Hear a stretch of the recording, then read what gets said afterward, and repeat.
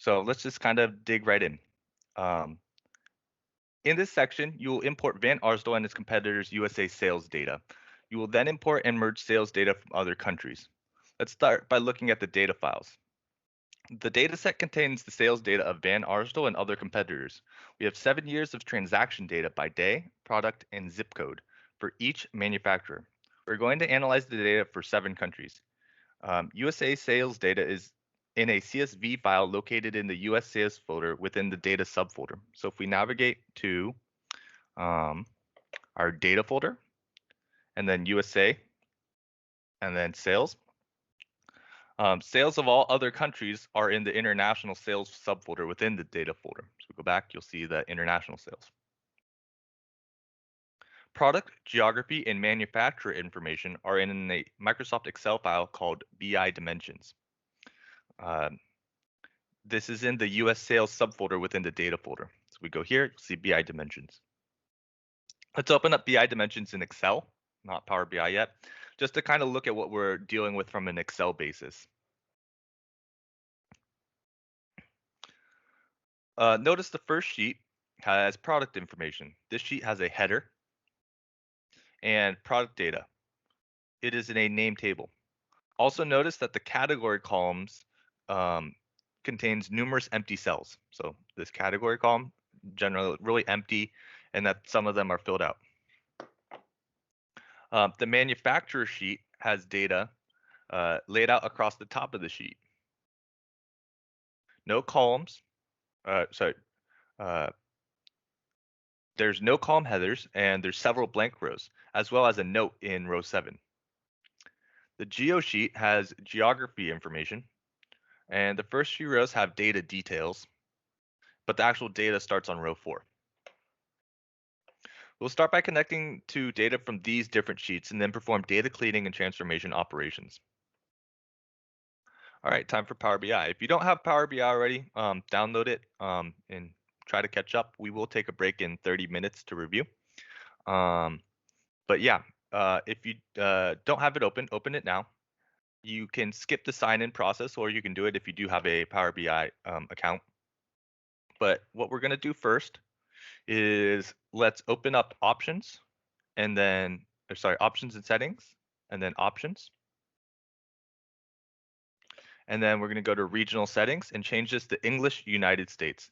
Now, you might want to set it to your own language, but for this lab, I do suggest you set it to English United States.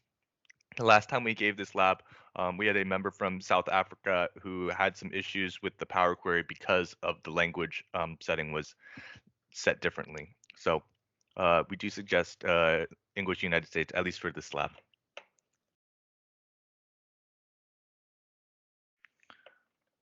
When you're done, just click OK, and we'll be ready to go.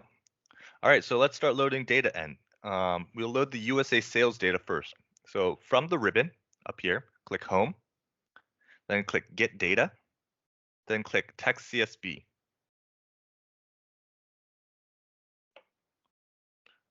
Browse to the DIAD folder, then click Data, and then click US Sales. Then click the sales.csv and click Open. Power BI detects the data type within each column. There are options to detect the data type based on the first 200 rows, based on the entire data set, or not detect the data types at all.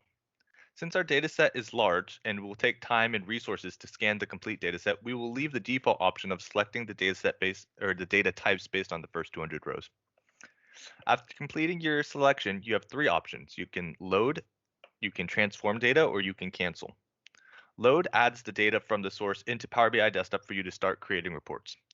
Transform data allows you to perform data shaping operations such as merging columns, adding additional columns, changing data types of columns, as well as bringing in additional data. Cancel gets you back to the main canvas. So for now, let's click on Transform Data.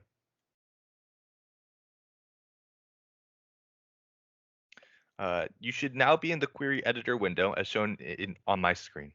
The Query Editor is used to perform data shaping operations. Notice that the sales file you connected to shows as a query in the left panel, right here. You can see the preview of the data in the center panel. Power BI predicts the data type of each field based on the first 200 rows, as indicated next to the column header in the right panel.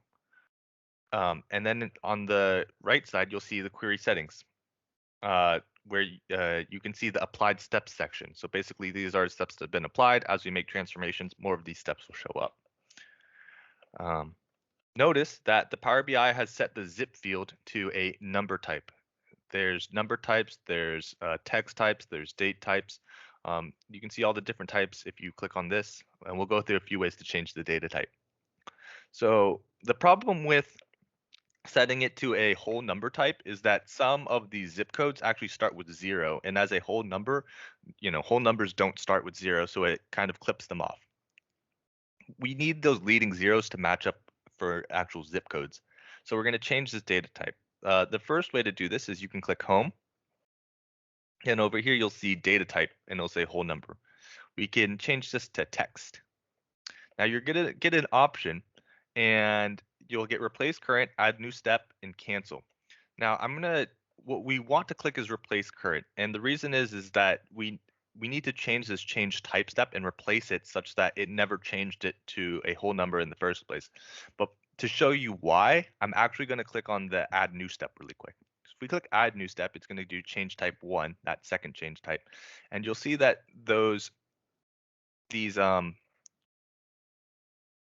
this one that starts with 7, originally, if we go back and look at the step, actually started with 0, 07649, and then we have 7649. So what it did is it converted this one into a number in this step, and then it converted that number into a text.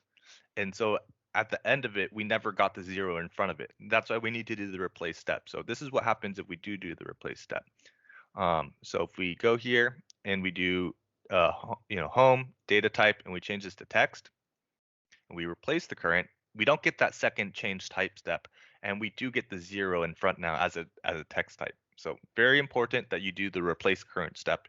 Your applied steps should look similar: source, promoted headers, change type. If you ended up doing it wrong and you have 2 change type steps, you can get rid of your change type step by clicking on the X. It'll get rid of the step, and then you can repeat. And so it should end up looking like this. Also note that you can't control Z in Power Query.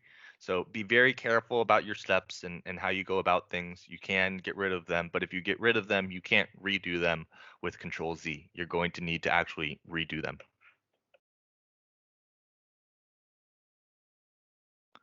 Alrighty, so that's all we're going to do for the sales data.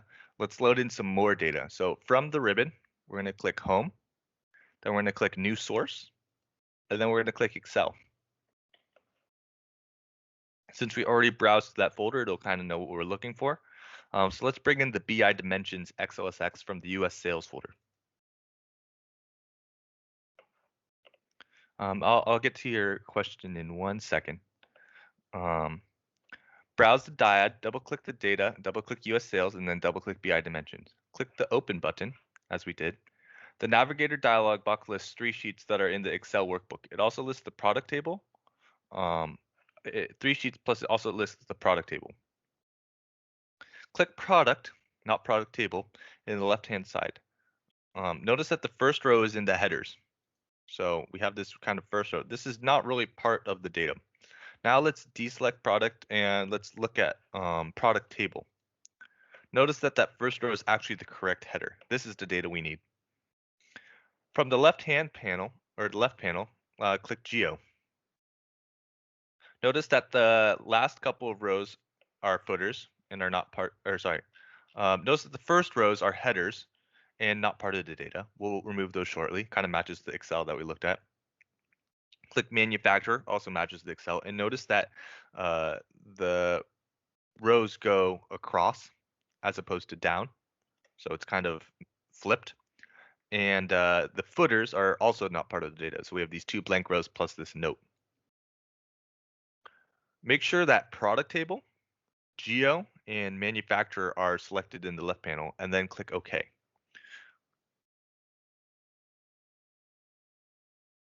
Notice that all these sheets are added to the queries in the query editor. All right, so from the sales query, this is basically how it's going to look when you first load in the sales query. So if we change type and we change it to whole number, replace current. This is how sales will be loaded if you first load it in. All we're going to do is we're going to go to home, data type, and then switch this to text. And then we're going to replace the current step. And that's it for sales query. And then we loaded the product table, geo, and manufacturer for BI dimensions, and that's all we've done so far.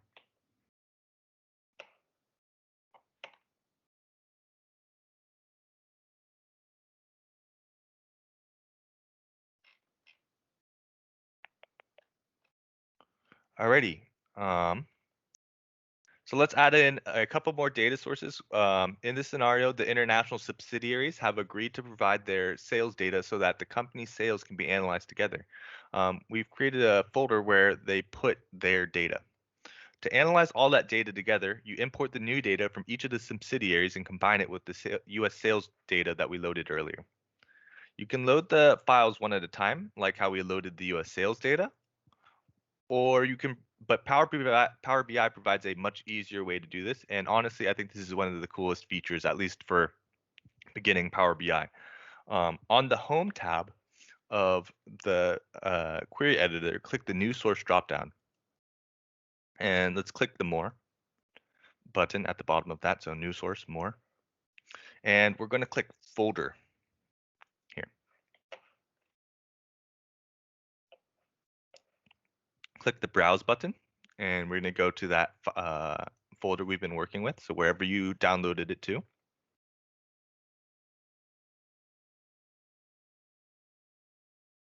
We're going to go to data and then international sales. And it's going to look for a bottom leaf folder or bottom level folder. Once we highlight international sales, click OK. Then click OK.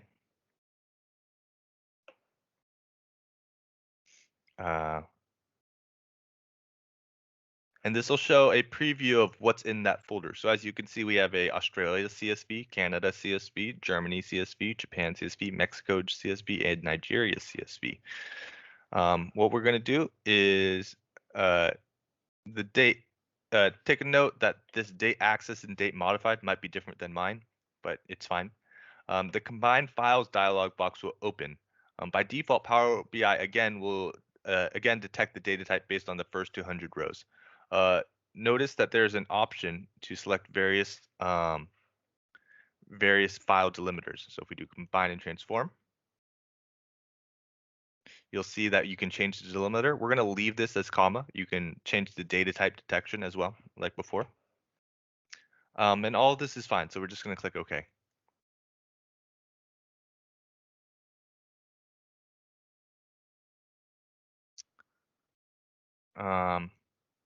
So let's just finish up loading the international sales, and I'll go back to that leading zero thing, and we'll talk about it some more. So for now, just skip that step and just move on to the international sales if you haven't already loaded it. So again, all we did was new source, more. We clicked folder type, then we navigated to the international sales folder and double click that and then click OK. You will now be in the query editor window with a new query called international sales. If you do not see the queries on the left pane, you can just click this little arrow to open it up. Click on the query international sales. Notice that the column zip is of the whole number type. So this is essentially the exact same problem that we had before. We need to highlight this column, and then we need to change the data type to text.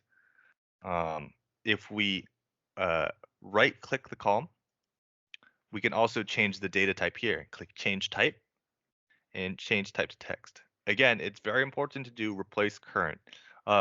We're working with the idea that Power BI already changed the type when it loaded in the table based on the first 200 rows. And that should get you leading zeros if they exist. Not every one will have leading zeros, but most of them will. or some of them will, sorry.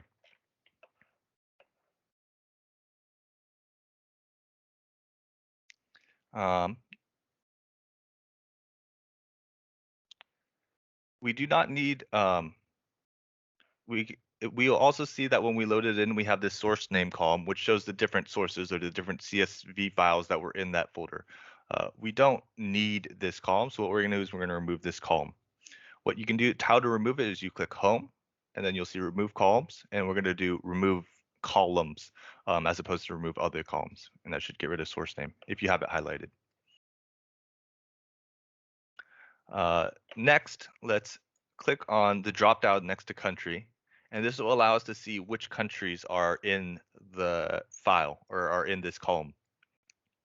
In this case, only Australia is shown, and that seems a little peculiar, right? So if you click load more, it might take some time, but you'll see it'll kind of iterate through the different CSV files, and now we have all of the different countries that we need. You should see Australia, Canada, Germany, Japan, Mexico, and Nigeria. So if you do, click OK or cancel. Either one works. And that's it for this section. So let's go back really quick and answer some questions. Let's catch people up. So if you didn't get leading zeros from the sales, my suggestion, the fastest way to do this is just to reload the sales CSV and just kind of redo those steps. So let's go over those really quick. I'm going to delete the sales query just for the sake of showing it. We're going to go new source, text CSV. We're going to navigate to US sales and then the sales file. We want to base it off the first 200 rows. And then from here, we're going to take that zip code. We're going to go to home. We're going to go data type, and we're going to click text. And we're going to do replace current, very important. Now, you're not going to have leading zeros on every single one, but you will have a leading zero. They should all be 5 digits, is the important thing. Alrighty, let's move on to the next section, which is data preparation. And I'm going to move this back up to the top so it matches everyone else. In this section, we'll explore methods to transform data in the data model. Transforming the data by renaming tables, updating data types, and appending tables together ensures that the data is ready to be used for reporting. In some instances, this means cleaning the data up so that similar sets of data can be combined. In other instances, groups of data are renamed so that they are more easily recognized by end users and report writing is simplified. The query editor window should appear as shown below, or as shown here. If the formula bar is disabled, you can turn on the formula bar with the view button. So right here, if you click view, you can toggle the formula bar on and off. I like to have it on. I don't really see a point in having it off. Click the options available and you'll see you have home, transform, add column, and view. Under the queries panel, minimize the transform files from international sales. So if we kind of make this a little bigger, there's a transform files from international sales. We want to minimize this. We don't need to see this. We'll talk about this stuff in a later section. Click each query in the other query section. So we have sales, product table, geo, manufacturer, and international sales.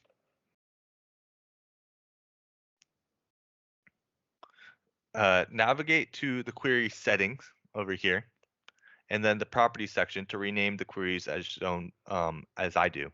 So for sales, we're going to call this sales. Now you can either put it here when you click on each thing, you can change the name here, or you can just double click on the name. I think it's a little faster. So product table, we're going to call product. Geo, we're going to call geography. Manufacturer, we're going to call manufacturer.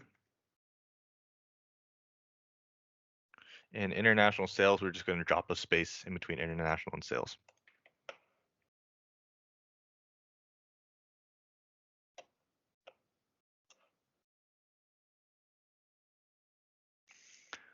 It's best practice to provide descriptive query names and column names. These names are used in visuals and in the Q&A section, which is covered in a future lab. So now we're going to do the filling those empty cells. If you remember from the product table, there was all these blanks in the Excel when we first looked at it. So there's an easy way to fill these. This works in cases you'll see this pattern a lot when people merge cells in Excel, particularly merging them vertically. Um, to organize things. It'll in Power BI will only interpret it in one of the cells. So one of the ways you can fix this is in the product query for category from the ribbon, we can click transform, and then we're going to hit fill and then fill down. And you'll see it takes that row at the top and pushes it down until it hits another value, in this case rural. And it'll take that value and push it down until it hits another value, in this case urban, and so forth.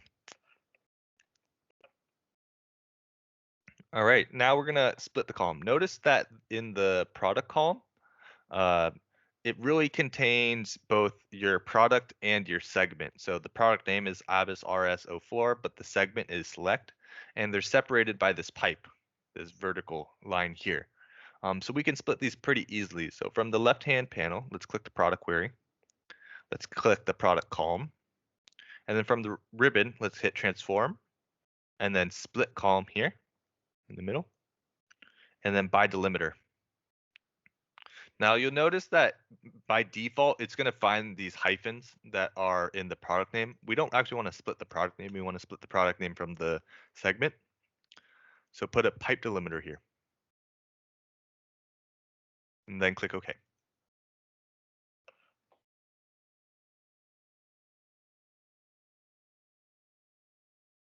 And that should split it into two columns. You should have product 1 and product 2. Obviously, these aren't great names, so we're going to rename them. To rename, there's two ways to do this, and I'll do it one this way and one this way. So on product 1, we're going to right-click it and click rename and call this product. And for product 2, we're going to, instead of right-clicking, just double-click it and call it segment. Generally, for all of these simple operations, there's usually more than one way to accomplish it. And I'll try to cover most of the different ways as we go through this lab. And that's it. We just split the column. All right, so there's another way to split columns. It's a little bit more lengthy, but we'll notice that if we scroll all the way to the right in the product query, we have this price column. Notice that it has both the currency as well as the price, and we're going to want to split these up. But instead of doing the split column by delimiter, in this case a space, I'm going to show you a really cool feature, and it's called column from examples.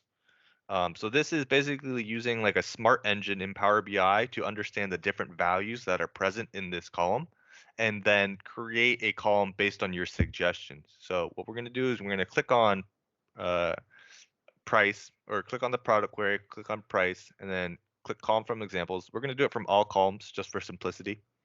And then my suggestion is just scroll all the way to the right so we can see the price column that we're working on. And all you're going to do is type in for that first row, you're going to match the price. So in this case, 412.13, and then hit enter. And you'll notice in gray, it kind of understands, hey, what you did is you got rid of the USD space. If I did that for every other column, this is what would show up. And here's what your suggestion might actually result in. If you were to edit this into something else, it'll adjust that smart engine to fit what you're thinking about. So very cool, works in a decent amount of cases, not always, but can save you some time with some more heavy calculations. In this case, let's rename this to MSRP. So just double click text after delimiter and type in MSRP. We're good there, and then we're going to click OK. Take note also before we click OK that the equation is here as well. So we use text after the delimiter on the price column, and the delimiter was that space. And that's what we got.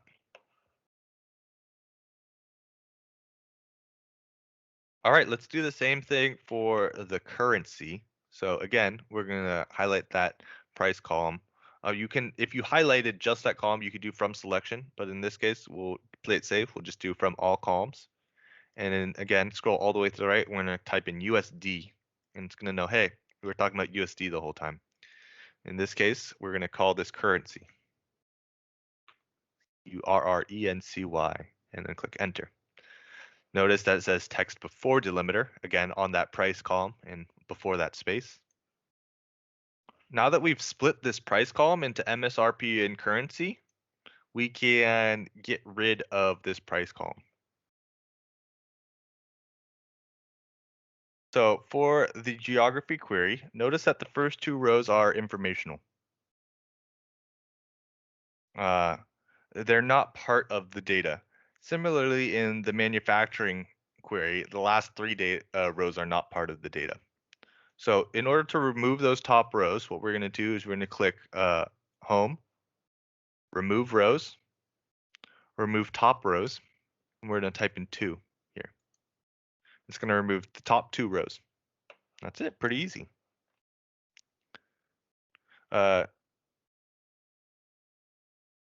Notice that the top row is now actually the headers that we want for the geography table.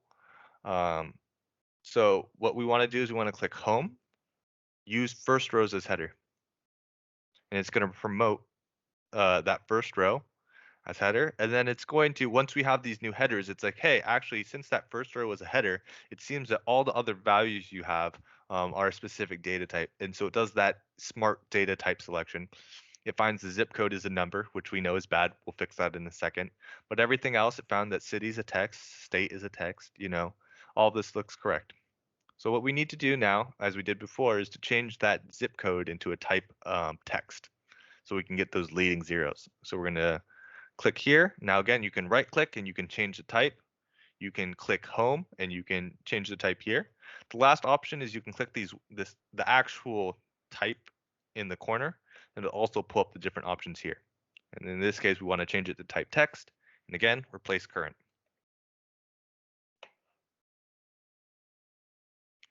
All right, and that's all that we're going to do for the geography. Now let's move on to the manufacturing table. From the left panel, click the manufacturing query and notice that the bottom 3 rows are not actually part of the data, so let's remove them. So similar to what we did before with the top rows, we're going to remove the bottom rows. In this case, we're going to remove the bottom 3 rows.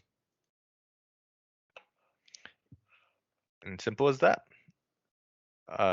The next thing is we notice that this data is kind of in the wrong way. If you notice, like all of our other data is really nice and neat as header on the top, and then all of the rows go down. And that's generally how data works, right? Like it's a table, your attributes have their names, and then all of the rows are where the actual data is held. But this one's kind of opposite. It's like the attributes are in column 1, and all of them go across the columns. So what we need to do is we need to transpose. So what we're going to do is we're going to click transform and then transpose.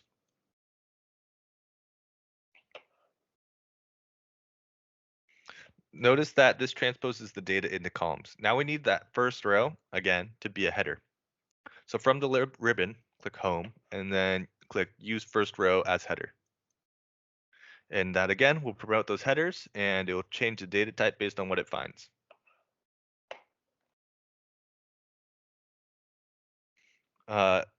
Notice now that the manufacturer table is laid out the way that we need it, with the header and values along the columns.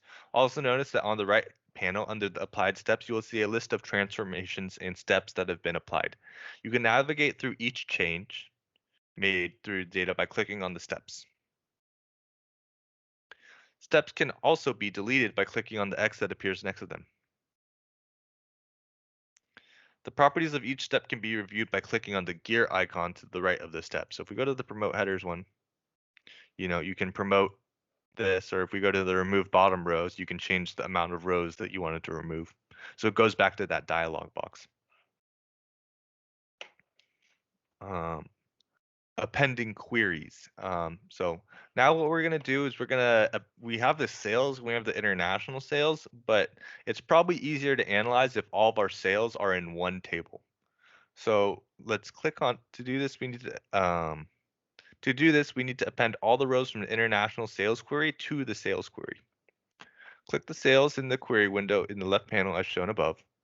And from the ribbon, click Home, and then click Append Queries over on the right.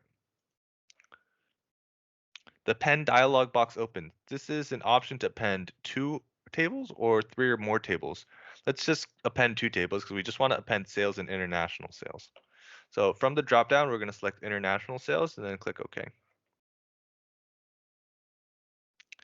You now see a new column in the sales table called country. If we go to the sales, scroll to the right, we'll see country, and it's mainly null. Since the international sales query has that additional column for country, Power BI Desktop added the column to the sales table when it loaded the values of international sales in that append query. You'll see null values in the country column by default for the sales table because that sales table didn't have any, country column. But in fact, those sales are from USA, so we really want to change these nulls to USA. There's two ways to do this. The easy way is to just right-click the null and replace values, and then you can replace the null with, USA. Click OK. But I want to show you a cool feature called conditional columns. For those of you familiar with coding or just general scripting, you can do an if statement. So that's basically what a conditional column is. It gives you a little dialog box to create your if statement. So that's what we're going to do. We're going to call this country name. And so if the column is country and that country equals, in this case, null, then we want to output USA. However, if it doesn't, else, we want to use the value from that country column. Once you've set it and it looks like this, so country equals null, USA, then country, click OK.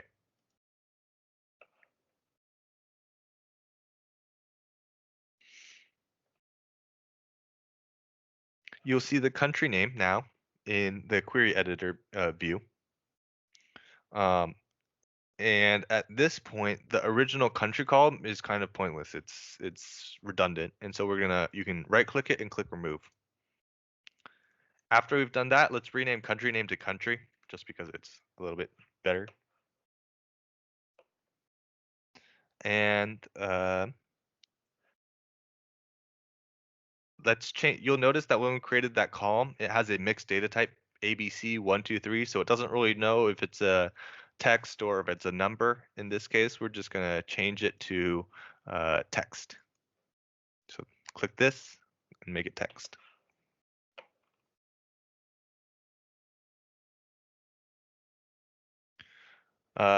And that's it for now. If we open country like we did before, you'll see that we have USA. If we hit load more, take a second to sort through all the different CSV files, but in a couple seconds, it's going to show us all the countries that are now available in this country column. So we have Australia, Canada, Germany, Japan, Mexico, Nigeria, and now we have USA. That's great. If you click OK, let me just show you real quick. If you click OK, it's going to give you a filter row step where everything is true. In other words, like there was a value for it. That's why I tend to click cancel there. It doesn't do anything, and your query will fold down into the shortest possible sequel against whatever you're working on. But it is nicer just to kind of keep your queries clean.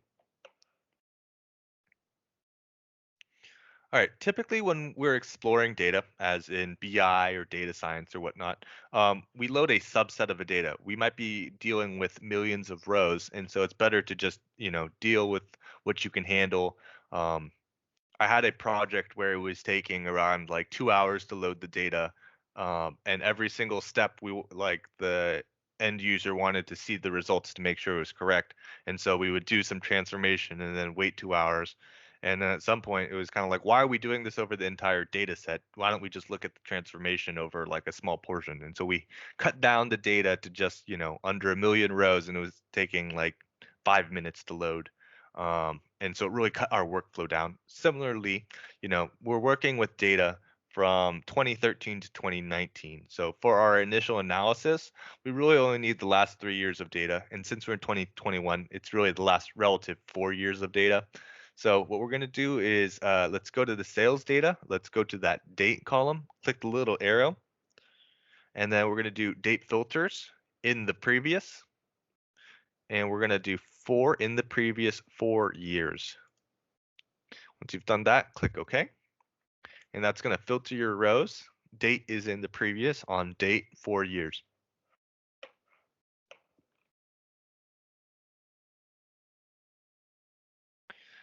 And yeah, Now you'll notice that we still have international sales even though we appended those international sales into sales.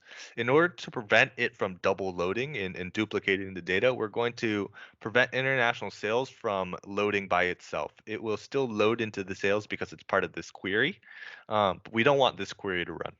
So what you're going to do is you're going to right click it, and then um, if enable load is checked, click it, and so then it should no longer be checked when you do it again. After you're done, it should be italicized, and that tells you that it's not going to load.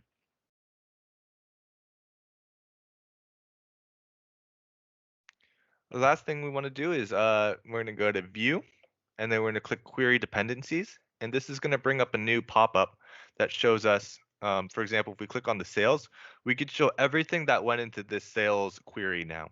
So one, we had the USA sales, US sales, that sales CSV flows in, but we also had the international sales flow in as well to the sales folder. That international sales was partly from this sample file and this transform file that really came from this folder. And we'll really be going over how transform and sample file go in the advanced Power Query, but just know that this there were some transformations that occurred to every single file within this folder, and these added up to that international sales, and then that got added into sales. So yeah, cool way to see how everything kind of came to be, as well as good for your documentation. And once you're done there, all we're going to do is just close out of that window. Then you're going to click File and Close and Apply. Now, all the data will be loaded into memory into Power BI Desktop, and you'll see the progress dialog box with the numbers of rows being loaded in each table as shown in the figure. This may take several minutes to load all of the tables, but once you're done, all you're going to do is click File and Save, and that's it for Lab 1. In Lab 2, we will be going in on like data modeling. So what do we do now that these tables are loaded? How do we get them to relate to each other, um, as seen here? And then from there, how do we start constructing visuals? And how do our transformations, how do our data modeling, and how does our DAX affect our visualization? So that's all for Lab 2 tomorrow.